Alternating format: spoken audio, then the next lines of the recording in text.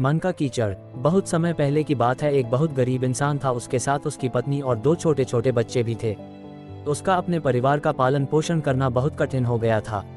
उसका दिमाग काम नहीं करता था और मन भी अशांत रहने लगा। तभी उसने अपना घर छोड़ने का फैसला लिया। एक रात जब उसकी पत्नी और दोनों बच्चे सो रहे थे तो वो चुपचाप घर से चला गया। रात में बिना किसी मंजिल के वो आदमी चलता रहा। तभी अचानक उसने देखा कि एक नदी किनारे भगवान बुद्ध अपने शिष्यों के साथ बैठे हैं। उसी वक्त उसने निर्णय लिया कि वह अब सन्यासी हो जाएगा और भगवान बुद्ध का शिष्य बनकर यहीं रहेगा। उसके बाद वह भगवान बुद्ध के चरणों में जाकर गिर गया और उनसे विनती करने लगा कि वो उसे अपना शिष्य बनाकर अपने साथ ही रख लें। भगवान बुद्ध ने उस गरीब इंसान की बात सुनकर उसे अपना शिष्य बनाकर अपने साथ रख लिया।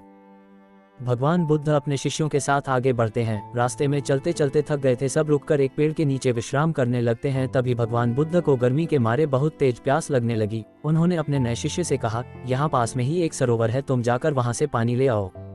भगवान बुद्ध का आदेश मानकर वह सरोवर से पानी लेने चला गया। जब वह सरोवर के पास पहुंचा तो उसने देखा कि कुछ जंगली जानवर सरोवर में उधम मचा रहे हैं। जैसे ही वह सरोवर के और पास गया, सारे जानवर वहां से भाग जाते हैं, लेकिन सरोवर में कीचड़ सड़े गले पत्ते ऊपर तैर रहे थे, जिसके कारण उसका मन नहीं मान रहा था। उसने सोचा, इतना गंदा पानी भगवान बुद्ध पिएंगे कैसे। फिर वह बिना पानी लिए वापस लौटता है और आकर बुद्ध से बोलता है, भगवान उस सरोवर में तो बहुत ज्यादा गंदा पानी है, वो पीने लायक नहीं है। अपने शिष्य की बात सुनकर भगवान बुद्ध थोड़ी देर चुप होकर बोले, जाओ उसी सरोवर से जाकर पानी लेकर आओ। भगवान बुद्ध का आदेश मानकर वह वापस से सरोवर की तरफ चला गया, लेकिन वह मन में यही सोच रहा था कि भगवान बुद्ध इतने गंदे पानी को कैसे पिएंगे। जैसे ही वह सरोवर के पास गया, वह ये देखकर चौंक गया कि सरोवर का पानी एकदम निर्मल और स्वच्छ हो गया है और अपने स्वभाव में बह रहा है।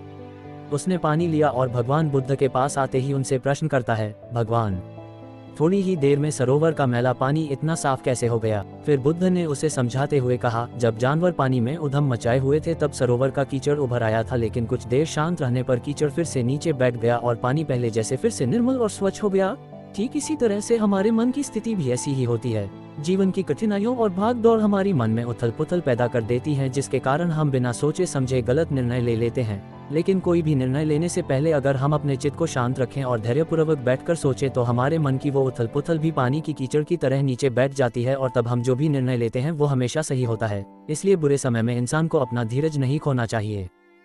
भगवान बुद्ध की यह बातें सुनकर उसका दिमाग खुल जाता है और जब वह शांति से बैठकर सोचता है तो उसे अपनी ही गलती नजर आती है। फिर उसे समझ में आता है कि उसने अपना घर छोड़ने का गलत निर्णय लिया था। फिर वो भगवान बुद्ध के चरण स्पर्श करके उनसे आज्ञा लेकर अपने घर और वापस चला जाता है।